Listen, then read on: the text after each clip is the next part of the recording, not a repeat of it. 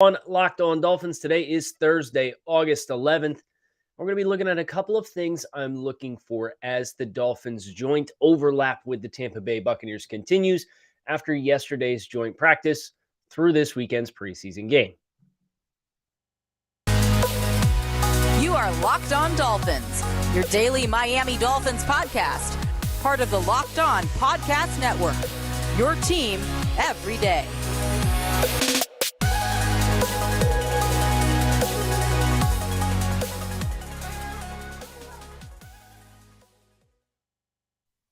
What's going on, Dolphins fans? Kyle Krabs, your host here on Locked On Dolphins, lifelong Miami Dolphins fan, director of scouting at the draftnetwork.com, your host here on the show. Today is Thursday, August 11th. The Dolphins had joint practice with the Bucs yesterday.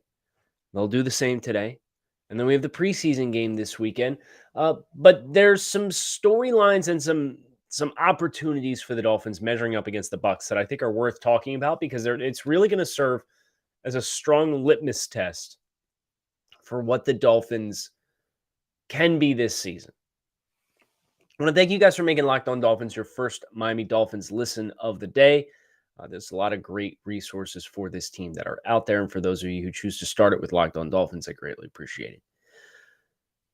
So as we dive in today, I think the first thing, and I'll join the prayer circle, no injuries at practice. We already saw Tampa Bay have at least one injury and then another injury scare yesterday against the Dolphins. Wide receiver Russell Gage appeared to have some sort of look like a hamstring that popped up for him. And then Robert Hainsey cramped up and needed the cart to get off the field, but it was just, quote unquote, just cramps. So fortunately for Robert Hainsey, his injury, and of course, he's on the Tampa Bay Buccaneers side of things. Injury appeared to be a near miss, and hopefully Russell Gage will be back sooner rather than later. But this is like the fine line that you have to walk. And I come back to Hard Knocks. I don't know if you guys watched Hard Knocks this week or not, but it came out. It's with the Detroit Lions, with, of course, former Miami Dolphins interim head coach, Dan Campbell. And one of the big moments was the first day of camp. They put the pads on, right? And they went full contact. And the end of that practice, Dan Campbell goes on this big spiel about, we put the pads on, we say full contact. You guys are looking at me like I'm crazy, but I need you guys to trust me, and that the studies show that you have a ramp-up period to get ready for contact, and so on and so forth. And while I don't necessarily think it is true. It is true.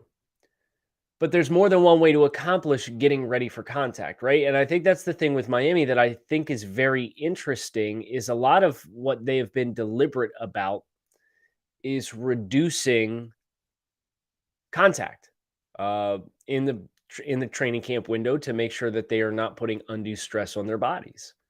And that goes back to another thing that Dan Campbell said on Hard Knocks when he's looking at his guys when the first day when they're all sitting there, and he's like, guys, you're never going to feel better than you do right now until next March. And that's life in the NFL, right? So I do think it is Miami's approach has been interesting to me as far as contact, where they will thud. But if your pursuit angles, they'll rally down and tap as compared to consistently going to the ground. And I do wonder, and that's what I appreciate the opportunity to play against another team, in that it's kind of like the middle ground where you could still have that mentality if we're not going to go to the ground. But I certainly think when you're going against somebody new, it renews the intensity. And some of the people that I talked to that were at practice yesterday said, especially the Dolphins defensive line, extremely physical. And I loved hearing that because, again, the question is when you don't put on the pads and then say, we're going full contact today, like Dan Campbell did when he threw his guys into the deep end in Detroit. The worry is, okay, well, are you going to be ready for full contact? Well, everybody that I talked to said, Dolphins defense, man, they were throwing some dudes around yesterday. And that's Wilkins, that's Sealer, that's Agba. And Tampa Bay, of course, has lost Ryan Jensen in the heart of their offense to a pretty serious knee injury. But regardless, this is still a pretty good offensive line from a talent perspective. So I loved hearing that bit of feedback, specifically given the fact that as I'm watching Hard Knocks this week, it's like, oh man, they're getting after it a totally different way than Miami would, or than what Miami has from what we've seen. And that's not to say Miami is having a quote unquote soft camp. I wouldn't say that by any means. But Dan Campbell had the guys put the pads on and said, let's go. Full contact. And I think Miami is much more on a scaled approach. And some of that is in part due to Dan Campbell has to shake the stink of a 3-win season and destigmatize the Detroit Lions in general and reshape the culture. And I think Dan will do a very good job of doing that. But that requires a different mentality where Miami says, hey, we think we're going to be really competitive this year. So let's be a little bit more scientific and calculated to ramp up those contact windows. And I think that's good. And no, there's no singular way to do anything, right? There's countless different ways that you could achieve the same goal. But looking at it through the lens of the joint practices, I think Miami, especially the Dolphins' offensive line, this is a great test because Raekwon Davis is a physical player on the inside, but he ain't Vita Vea. And Vita Vea is going to test you in ways that almost no other player, maybe Kenny Clark in Green Bay, who the Dolphins will play this year. He'll test you in ways that almost no other interior defensive tackle can with his size and agility and power and quickness. It's a really startling blend of skills. So I love that opportunity for the Dolphins. If I'm looking at the trenches for the defensive front, I'd say bring that same FU mentality that you guys had on Wednesday to Thursday and then do it again on Saturday. For the offensive line, there's a player on the inside, and then Akeem Hicks is no slouch either. But especially for Vita Vea, whoever's drawing Vita Vea in your reps, take advantage of there's just a math dynamic to Vita Vea as a football player with the mass and the speed and the burst and the explosion that the Dolphins don't have a player that could replicate. So take advantage of that. I will also be very interested to see whomst among us is a fan of Built Bar. Built Bar is a protein bar that tastes like a candy bar. These things are high in protein, high in fiber, low in calories, low in sugar. They have 100% chocolate on all their bars. They're absolutely delicious. I got a couple of cookies and cream over there in the corner now. Highly recommend. Right now, you can visit Built.com. Use promo code LOCK15 and save 15% off your next order. That is Built.com. Promo code LOCK15 to save 15% off your next order of the world's most delicious protein bar.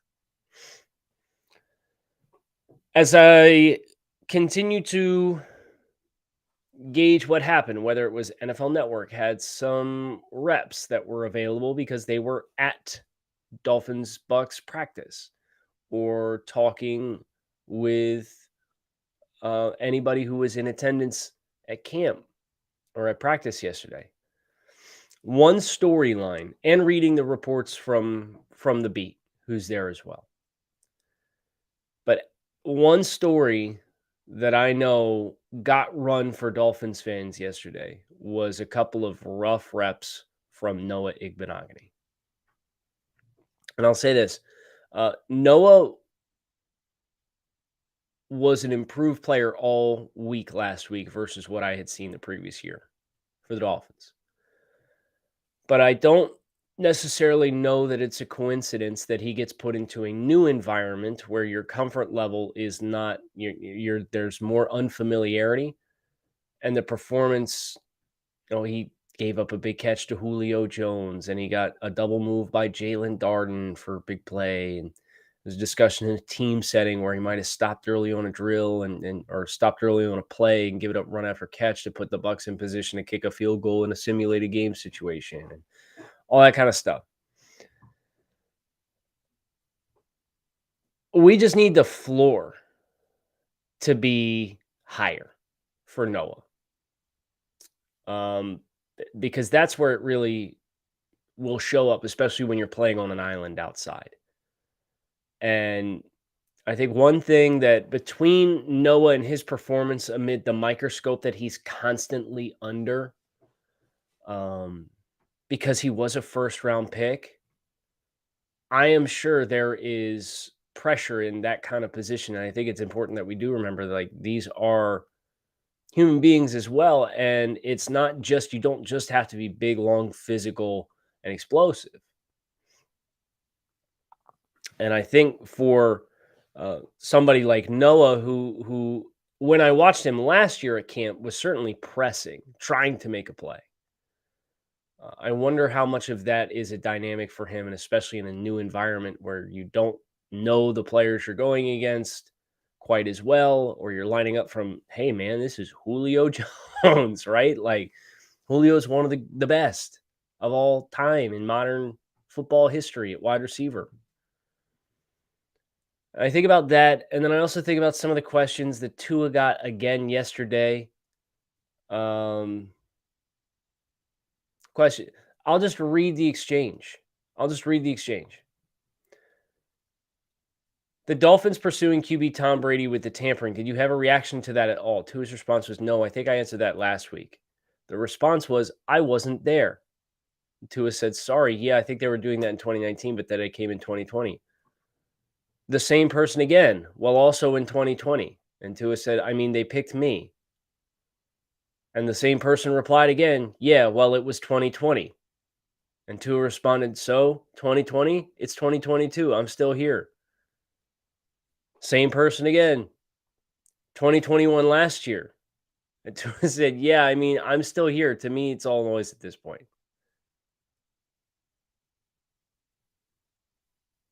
Can we talk a little football with some of these guys? Jeez Louise, man. Fishing for a quote. And I understand Tom Brady, so it's a story, but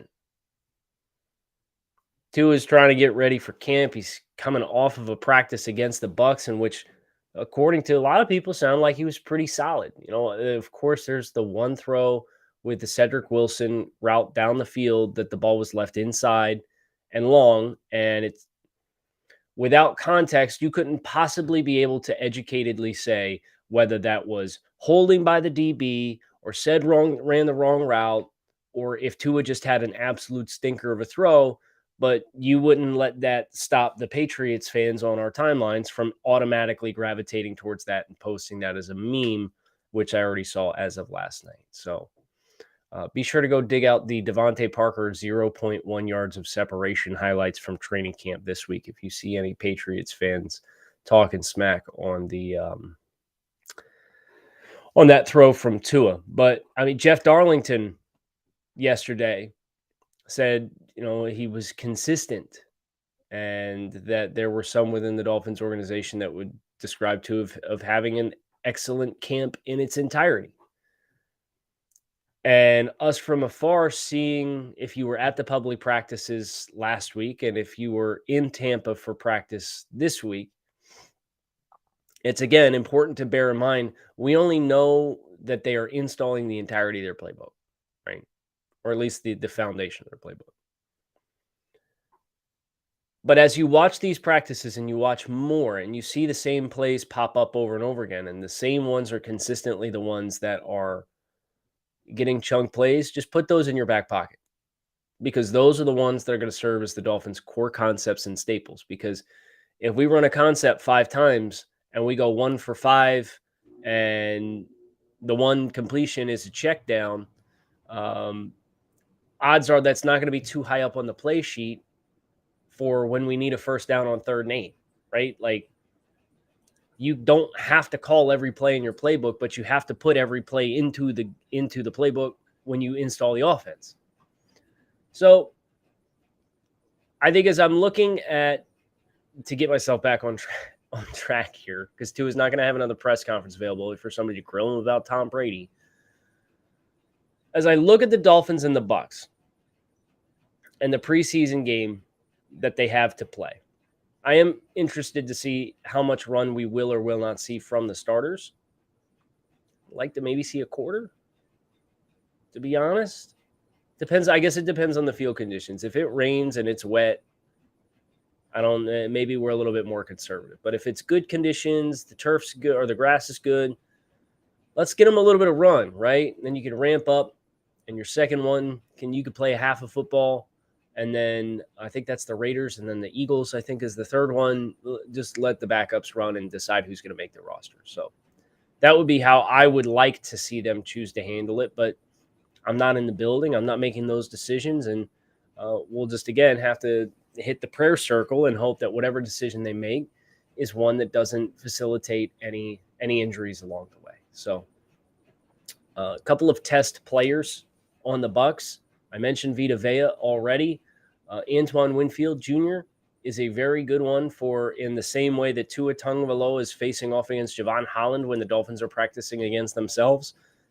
I think Antoine Winfield Jr. can be that kind of player against Tua Tagovailoa for Dolphins O&D. And Carmen Vitale from the Draft Network, who used to be on Bucs Beat for several years for the team, is here in town this week and or is in Tampa for practices. And I asked her when she watched today. She was Bucs O and Dolphins D yesterday. And when she was today, told me doing Dolphins O versus Bucs D, she said, what do I need to look for? I gave her watch 10 and 17 for a good time. Watch Tua versus your free safety to get an idea of him as a player. And then watch, if you want a mystery, watch how involved the tight ends are in the offense, because it's been a work in progress to this point in time. Well, Winfield Jr. is an excellent player. I think the Dolphins wide receivers are a tough matchup for a lot of the Bucs actual corners, because and I know Tua mentioned this in his press conference, they play a lot of off man and zone, right?